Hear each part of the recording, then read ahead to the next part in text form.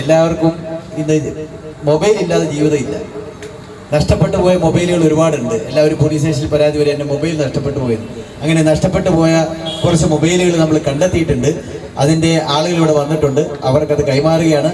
CIER portal പ്രകാരം നഷ്ടപ്പെട്ടു പോയ ഒരു 8 മൊബൈലുകൾ നമുക്ക് തിരിച്ചു കിട്ടിയിരുന്നു.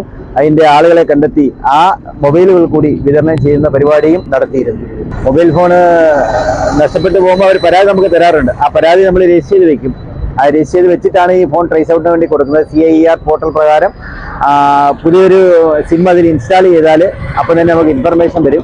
ആ ഇൻഫർമേഷൻ കണക്ട് ചെയ്ത് അതിൻ്റെ അഡ്രസ്സ് എടുത്തിട്ട് ഇപ്പോൾ മൊബൈൽ ആരുടെയിലാണോ ഇരിക്കുന്നത് അവരെ ട്രേസ് ഔട്ട് ചെയ്തിട്ട് അവരിൽ നിന്ന് ഫോൺ തിരിച്ച് മേടിക്കുകയാണ് നമ്മൾ ചെയ്യുന്നത്. ചിലപ്പോൾ അവർക്ക് കളഞ്ഞു കിട്ടിയതാവാം, ചിലപ്പോൾ ഏതെങ്കിലും ഷോപ്പിൽ ആരെങ്കിലും കൊണ്ട് വിൽപ്പന നടത്തിയിട്ട് അങ്ങനെ മറിഞ്ഞു പോയതായിരിക്കാം. എന്തായിരുന്നാലും അങ്ങനെ ഒരുപാട് മൊബൈൽ നമുക്ക് കേരളം ഒട്ടുക്ക് ട്രേസ് ചെയ്യാൻ കഴിഞ്ഞിട്ടുണ്ട്. ഇതിപ്പോൾ നല്ലൊരു സിസ്റ്റമായി മുന്നോട്ട് വരുന്നുണ്ട്. അതുകൊണ്ട് തന്നെ ആളുകൾ മൊബൈൽ നഷ്ടപ്പെട്ടു പോയാൽ സ്വാഭാവികമായി പോലീസ് സ്റ്റേഷനിൽ ഇപ്പോൾ പരാതികൾ ധാരാളമായി വരികയും ചെയ്യുന്നുണ്ട്. അത് കണ്ടെത്താനും നമുക്ക് കഴിയുന്നുണ്ട്.